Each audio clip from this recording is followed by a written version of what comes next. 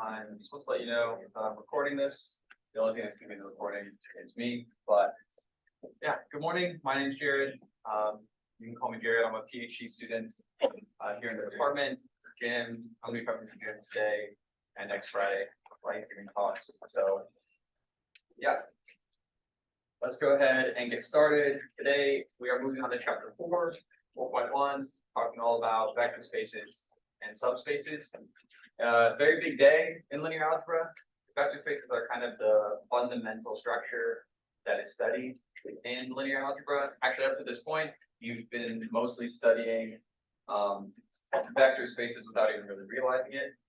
In many ways, vector spaces, at least for the purpose of this class, are going to look like a generalization of Rn, which I know you've been dealing with a ton up to this point. I'm going to give you the definition of vector space. It's going to be very long and it may look very intimidating, but most of the aspects of a vector space are very intuitive. They're things that we already take for granted, but they're things that we need to make very clear so that we can differentiate what is a vector space and what isn't a vector space. But I don't want to say vector space anymore until I actually give you a definition. So let's do that.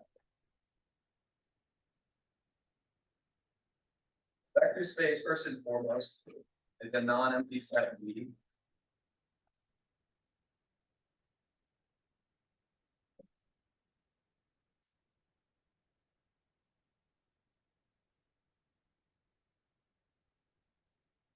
with two operations.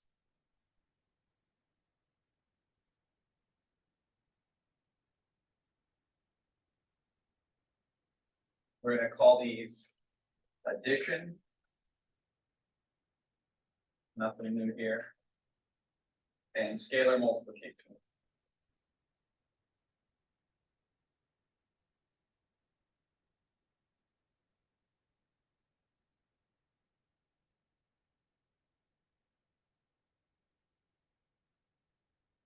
Then along with this,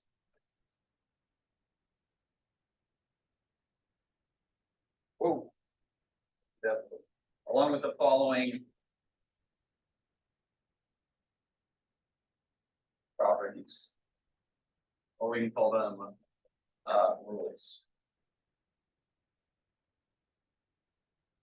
I'm going to give you a laundry list of things that vector spaces have to have. Like I said, don't get intimidated. A lot of them are going to be things that you already assumed. So, for any vectors, and when I say vectors, all I mean are elements of our set V. Any element in V is what we call a vector. That's differentiated from scalars. So any vectors U and V in our vector space and scalar C. So I'm going to use C to represent scalars most of the time. Sometimes you'll see Greek letters to differentiate vectors, which once again are in our set V, from scalars, which are the things we're using to multiply. But in this case, U and V are going to be vectors, and C is going to be a scalar. So 1. U plus V is in V. So when I add any two vectors, I want to get a vector back. So it's called closure under addition. That's something we won't happen. U plus V is equal to V plus U. So addition is symmetric. Similarly, actually, I'm going to need a third vector as well. W. We have U plus V plus W. This is equal to U plus V plus W. Addition is associative. Pretty simple. Now, slightly different. There is a zero vector.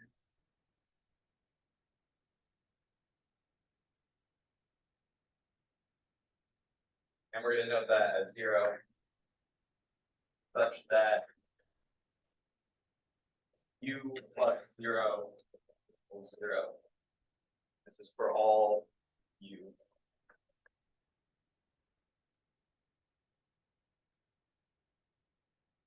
So we want there to be a vector such that when we add it to any other vector, it doesn't change it, it leaves it alone.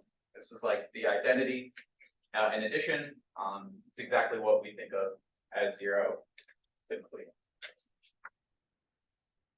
Number 5, we'll keep this in the same order as it is in your book. Right. For each u and v, there exists what I call it negative u. This is just the added in inverse. Such that u plus minus u equals 0. Okay, nothing crazy so far. Now we want to get into the scalar part. C times u within v. So what does that mean? For any scalar c, any vector u, when I multiply them, I stay in v. That's going to be a theme here. And we call this closure under scalar multiplication. When we multiply by a scalar, we don't want to jump outside of our vector space. 7 c times u plus v is, you guessed it, c times u plus c times v. So we have the distributive property for scalar multiplication.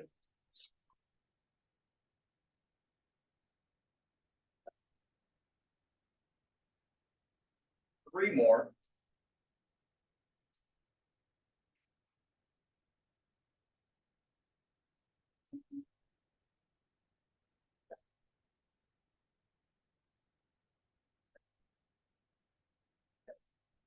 So the distributive property also works in the other direction. We have the sum of two scalars. We multiply that, we can distribute with the right, where d is just any other scalar.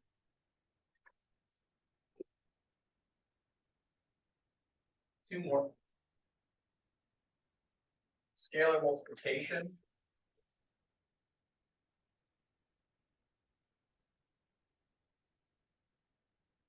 It's going to be associated in this way. And then finally, for any vector, if we multiply by 1, get our vector back. And 1 is exactly what you're used to it being. So this is a ton of stuff, but almost all of it is stuff that you've probably taken for granted because you've done all your arithmetic in the real numbers, where all of this is always true. And for all of chapter 4, we're also going to be in the real numbers. So you're not going to have to check this exhaustively every time you want to say, is this a vector space, is it not? When your book defines a vector space, it says scalars are real numbers. For this chapter, that's always going to be true. When I'm talking about scalars in 4.1, 2, 3, 4, or Jim is, it's referring to real numbers. That's not true in general. The scalars just have to come from a certain set of elements with very nice properties. But for the purpose of this class right now, you can just think scalars are real numbers and vectors are elements of V on vector space that have all of these properties. Any questions about this stuff? I know it's a lot. Yeah. So for number 4, it says zero vector, u plus zero vector is the zero vector. Thank you. Yeah.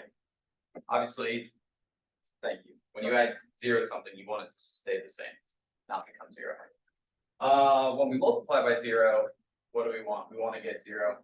That is a necessary condition of being a vector space, but it's not on this list. And why is that?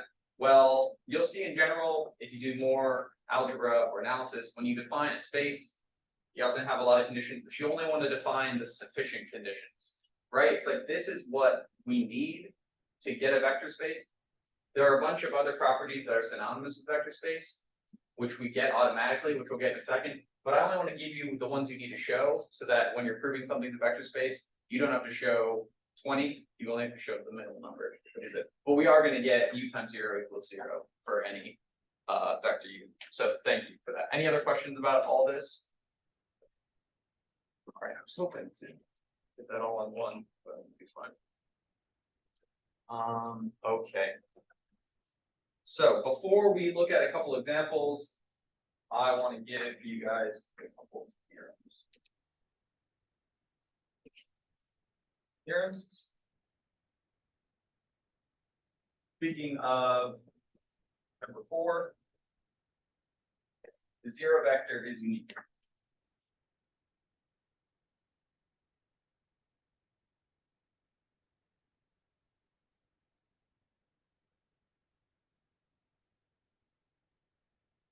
Sometimes when you talk about the 0 vector, you want to specify, am I talking about 0, the vector, or a scalar?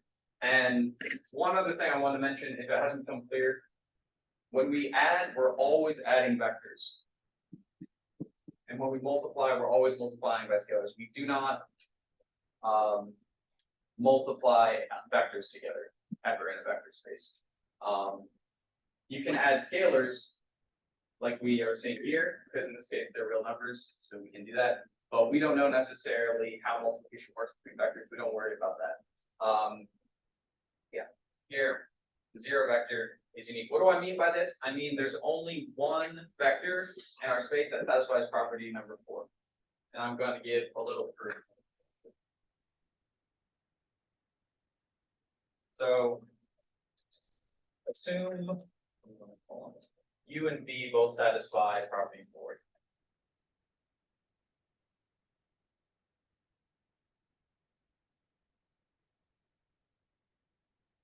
Meaning, if you add them to any vector, it leaves it alone. It doesn't change it.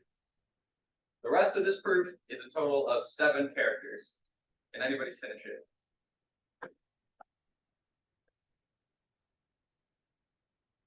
I want to show uniqueness. So I want to say if any 2 things satisfy that property, I want them to be the same.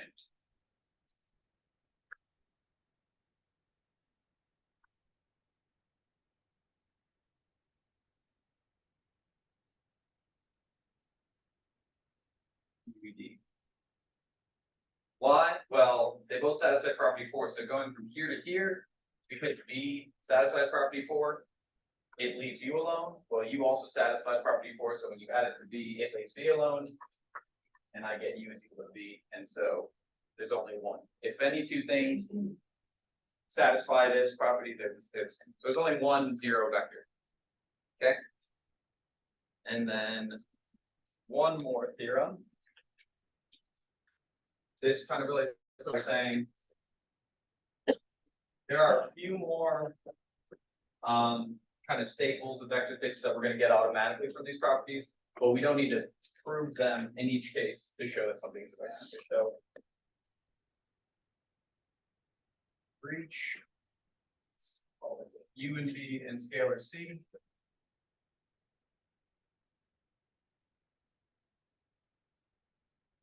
we get the following 3 properties. So 0 times u is equal to 0. This is a scalar. That's a vector. Sometimes you'll see a hat, something to differentiate, or it'll be like a bold O versus a little O. It's kind of terrible, honestly. Your textbook doesn't specify at all. But when you see multiplication, you can assume that this is the 0 scalar. And when something's standing on its own, it's the 0 vector. So 2, I'm not going to put that here. Book doesn't, but that's fine. These are both vectors. What this is saying is you multiply the 0 vector by any scalar, it stays 0. Thank goodness. And then this one, negative u is equal to -1 times u. This looks like we're not saying anything. Trust me, we are. What this is saying is the additive inverse of u is equal to the scalar -1 times u. And you can just kind of not worry about that one too much. Confusing to you. I'm gonna prove just number one to show you how you get these from the other ones, and I'm gonna leave these two for you guys to do as a good little exercise, so. Group of one.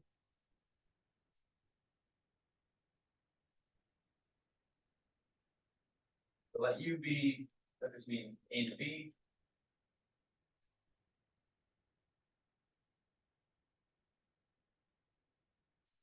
Any ideas? Something special about zero that we can use here.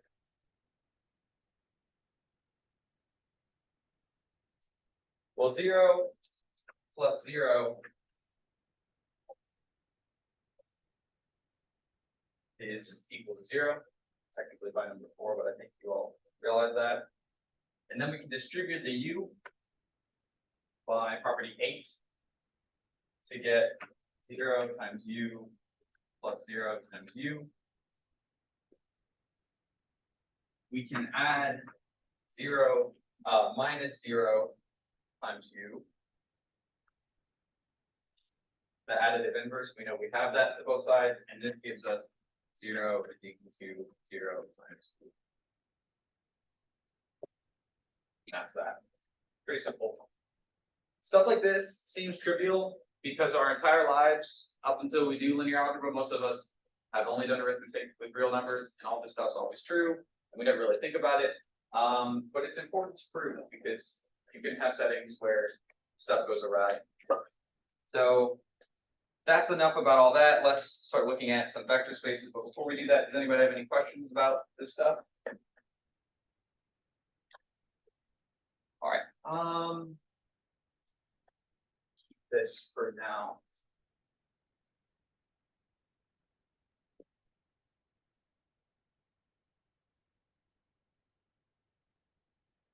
Let's look at something.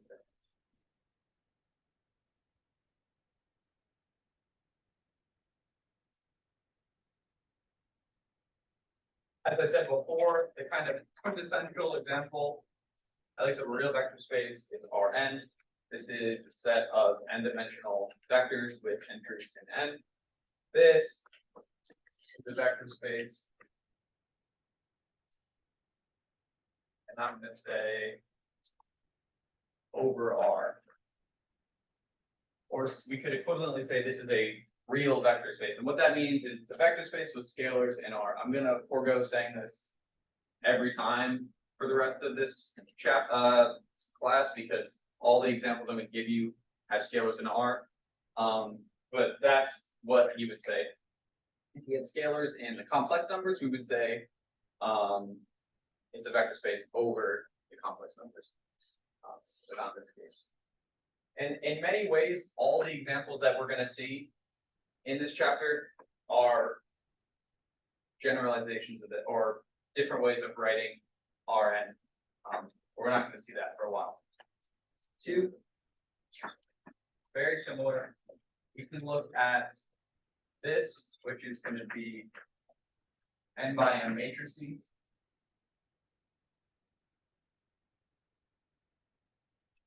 With entries in R.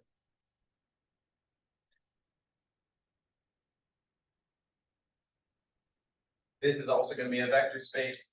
I'm not going to go through the time of verifying each and every one of these. Most of them come just from the fact that these properties hold for R. Yeah, we can add these things together. Scalar multiplication, obviously, you multiply each individual element of the matrix by whatever the scalar is. Feel free to take the time to verify these yourself. So now I have a question.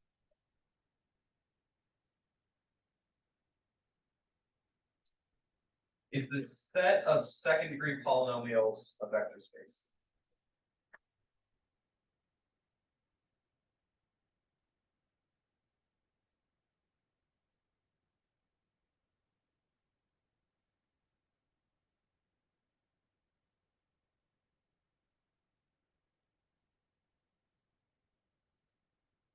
I'm just going to use PS for vector. And to be very clear, what I mean by that is stuff of the form ax squared plus bx plus c,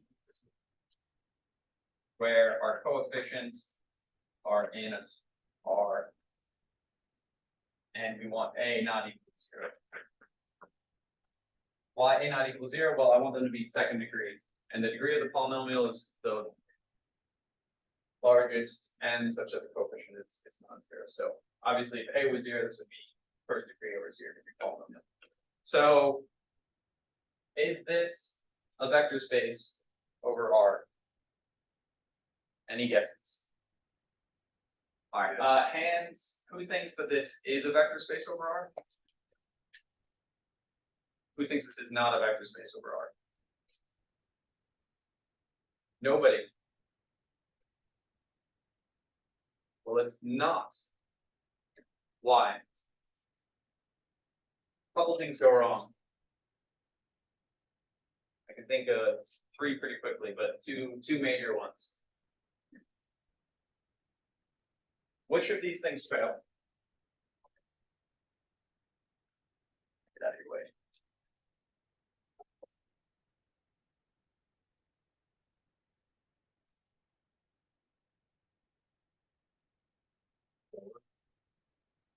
Yes. 0 is not in here because this is a second degree polynomial. 0 is a 0 degree polynomial. So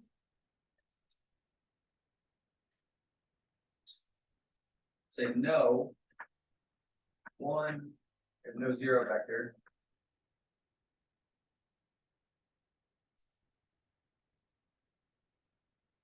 2.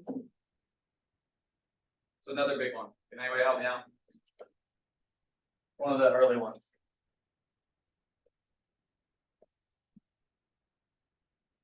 One.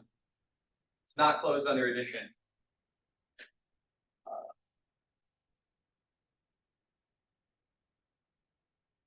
So I'll say 1 fails. I'm running out of room here, and I'm curious. Why does 1 fail? Can anybody think of 2 second degree polynomials that add together? Drop me out of here. What about x squared plus 1? We add that minus x squared plus 1.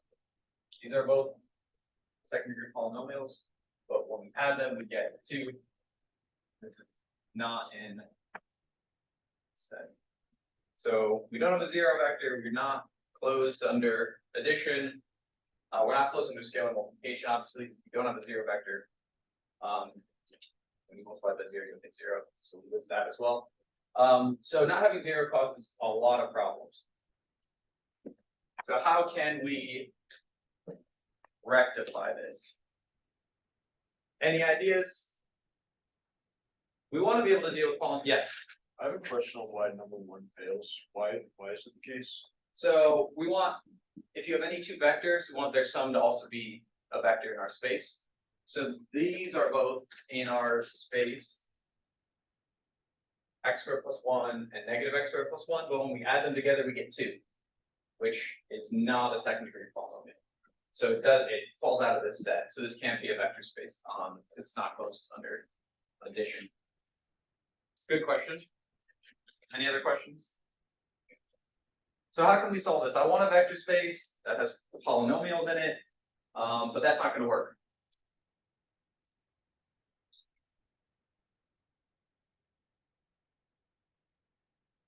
What will work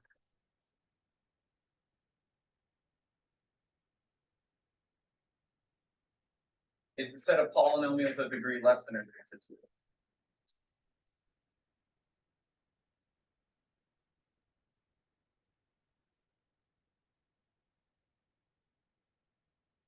Because now we get 0 automatically because it's a polynomial with all 0 coefficients.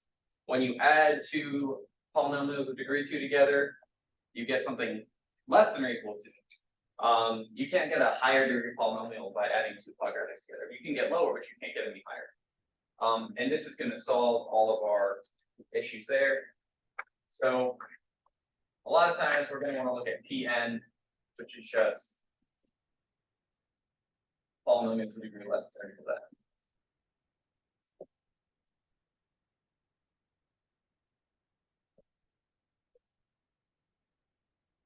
And addition and scalar multiplication here work exactly like you would expect them to. When we add two polynomials, you just add the coefficients. When you multiply by a scalar, you multiply each of the coefficients by that scalar. So this is a very common and useful vector space. Okay. Let's move on to talk about subspaces.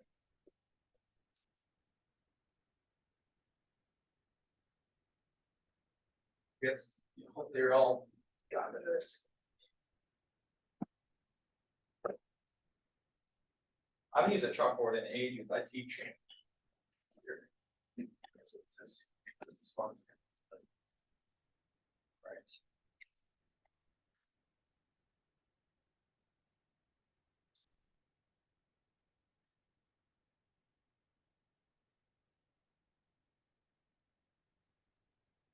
A subset H of a vector space V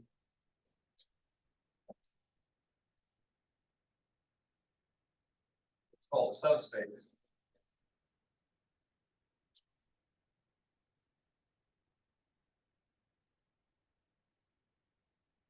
If following three properties hold.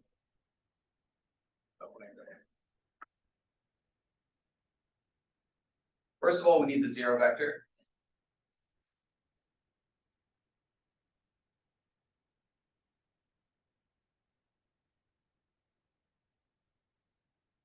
And this is going to be the same zero vector as above. Because obviously, if it has the property for everything in V, it's going to have that same property for everything in H, and it's a subset.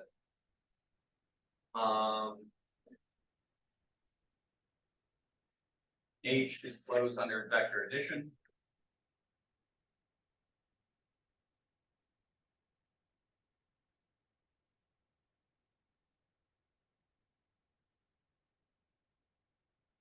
That means all V and H, there's some. And then H is closed under scalar multiplication.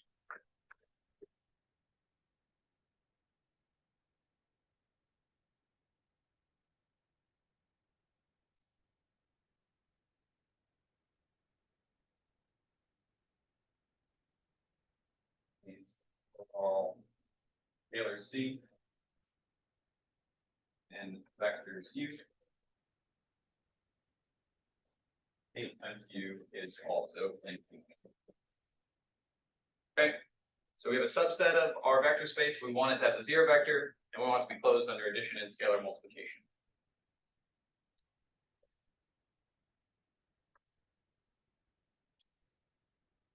These properties guarantee, you could probably guess.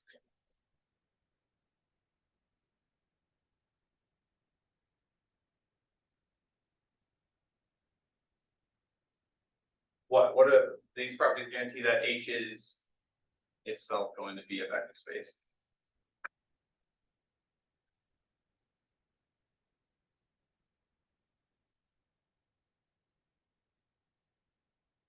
But now we only have to use these three properties.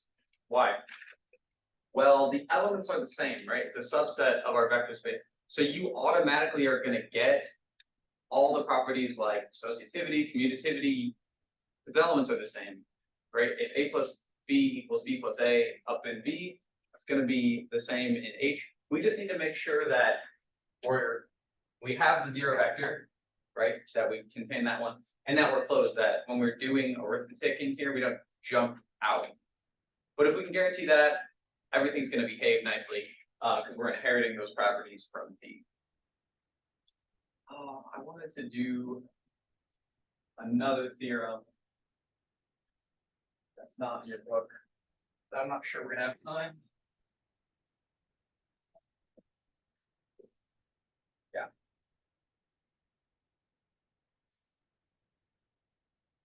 Does that make sense? we'll come back if we have time at the end, but, let's look at some examples.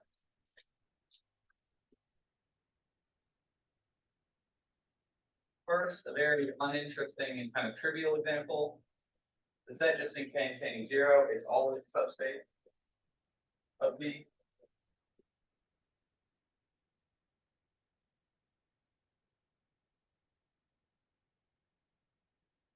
Called the 0 subspace. Obviously, when you multiply in here, when you add in here, you stay in here, you always end up with 0, and it has 0. But this is extremely uninteresting and not very useful.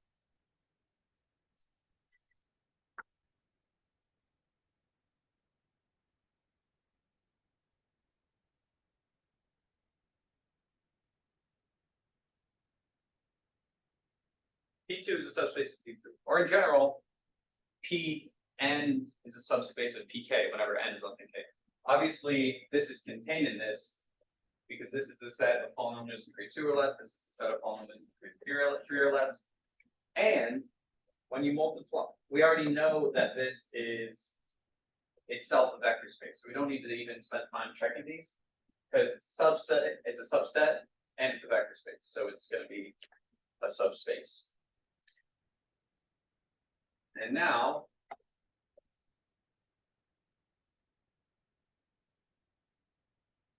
what about this?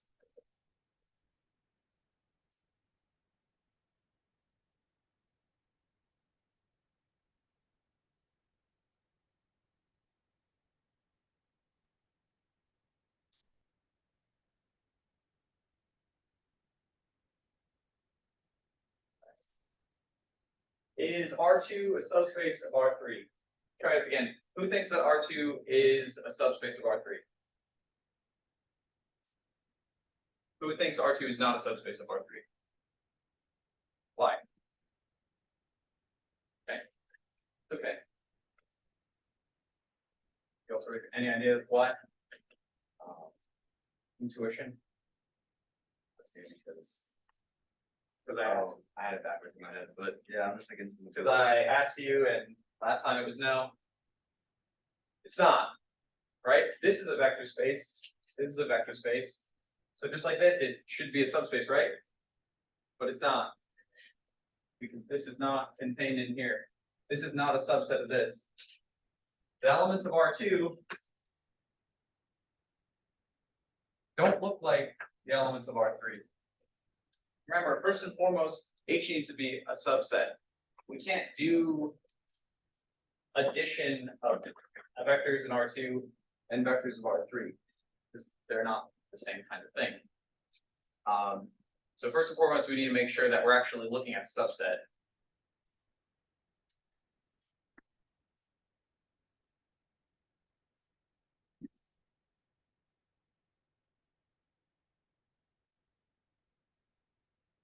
So, no. But let's look at something that does work.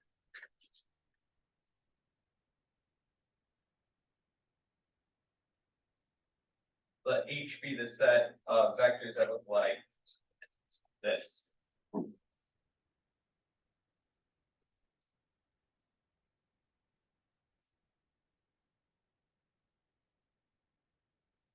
This is a subspace of R3.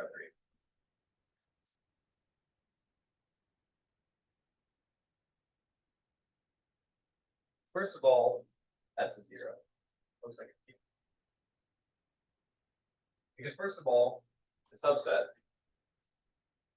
it's going to turn out that this behaves exactly like R squared. You can kind of see why, right? It's like we can ignore the 0. It's not really going to affect any of our arithmetic.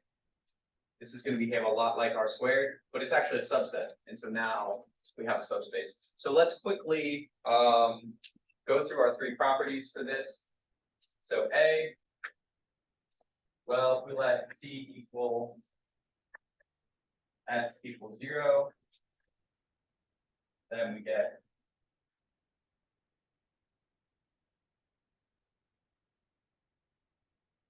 zero vector.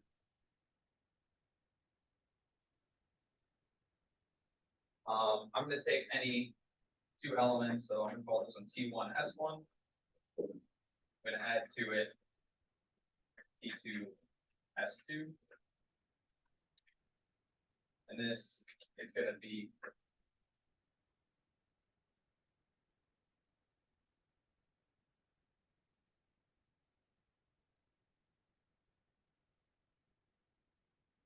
because I just end up with two elements of the reals, 0, so this also works.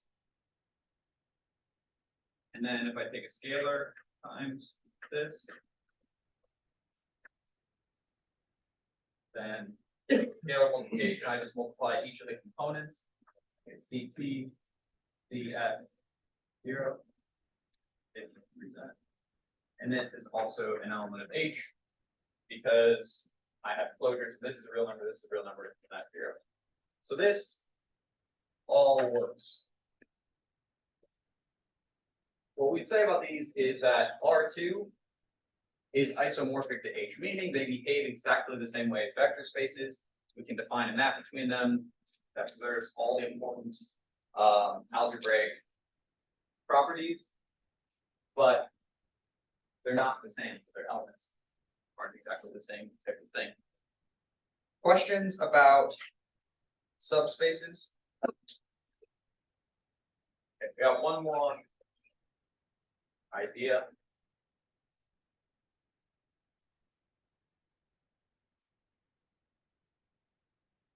Anybody need this?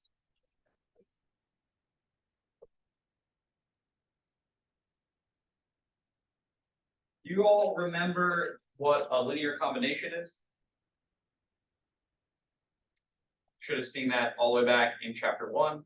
It's essentially a sum of product times something, a sum of a bunch of elements of that form.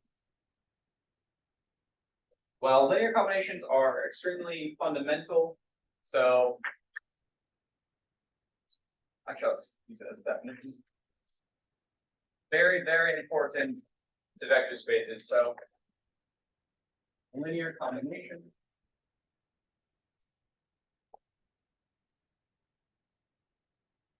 And now what I mean is specifically in a vector space, is any sum, and of course, finite sum of scalars of vectors, scalar multiples of vectors, I should say.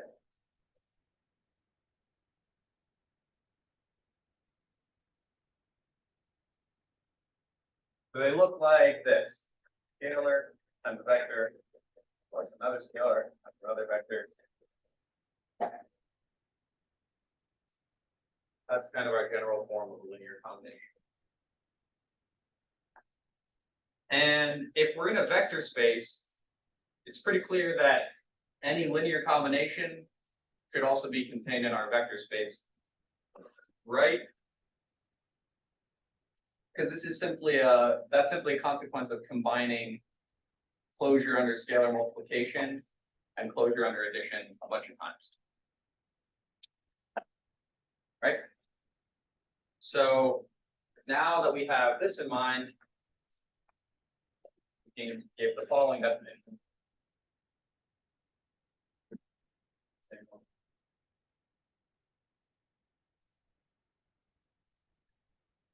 For vectors v1 through vn,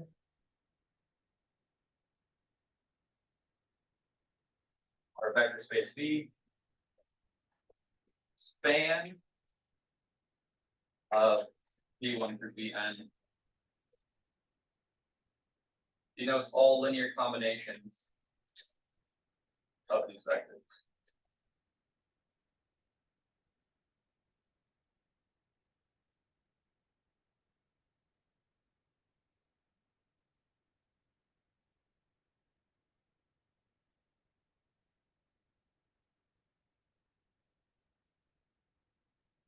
Okay. So the span of a set of vectors is itself a set, and it's just what we get by taking any linear combination of these vectors.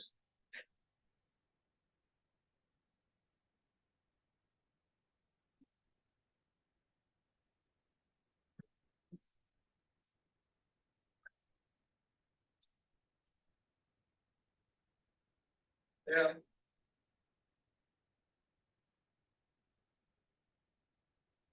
E1 B N are in our vector space B.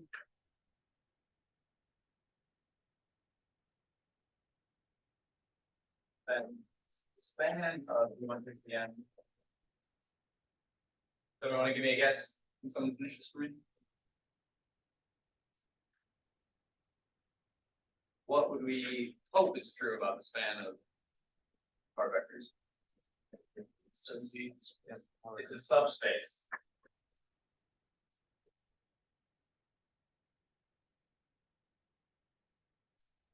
You might hear this referred to as the subspace generated by these elements. Essentially, what we get when we do this, when we take the span, is we get the smallest subspace that contains all these elements. Because if I tell you it's a subspace that has these in it, then it must contain all the linear combinations. And it turns out that that's sufficient to form a subspace. So we take everything that looks like that from these, we're going to get a subspace of our original space, which could be the whole space, or it could be subspace. I don't know if I mentioned that earlier, but V is of course a subspace of itself. So let me go do one more example and then I will let you go.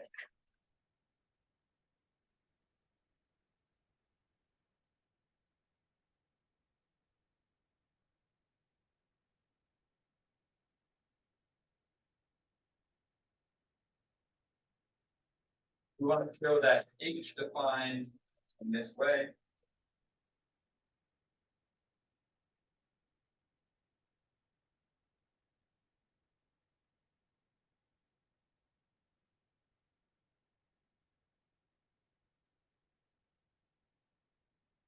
Is a subspace of R4.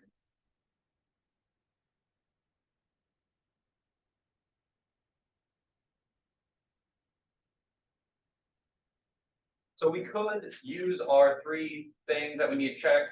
We could take scalar multiples of this, add them together, and make sure zero is in here, and that would be sufficient. Zero is obviously in here, because I can just make A and B 0. But we can actually do this a bit more efficiently. If we look at this as a vector,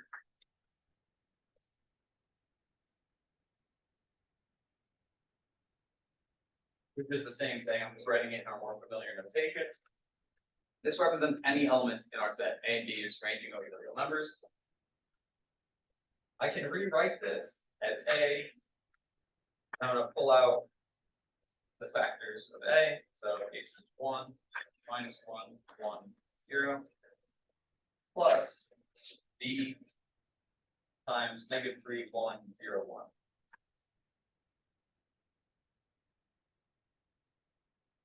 Okay. So H, what does it look like? It also can be written as A times this vector plus B times this vector, where A and B are in the elements. Right? Just the same thing, written a little bit differently. What is this in terms of what we were just talking about? It's the span of this vector and this vector.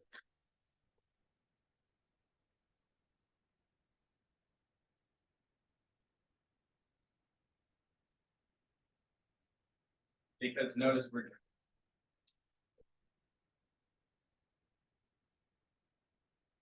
letting A and B be any real numbers, any scalars. So this represents all linear combinations of these vectors. And because we already, in our theorem, which we didn't prove, but I recommend you prove it, it's not that hard. The span of any vectors in our vector space, or subspace, that's sufficient to show that H is in fact a subspace. So I'm going to leave you guys with just a question. I want to write it down, but you should ponder it. If I give you a space, a vector space, these two vectors alone are not going to give me all of our four. They're going to give me a proper subspace. What is the minimum number of vectors you need so that their span gives you the entire space? I recommend you think about this for Rn. or R3. What's the minimum number of vectors I would need, say for R4, so that when I take their span, I get the whole space? Is there any last second questions? If not, just, if you wanna just come up after, feel free. But yeah, thank you guys. I'll be seeing you next Friday. Have a good weekend.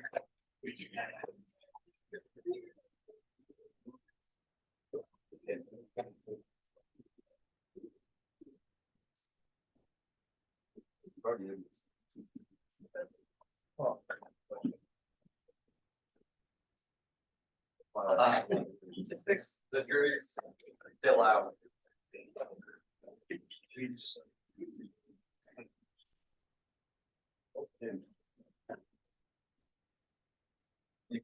Working this weekend?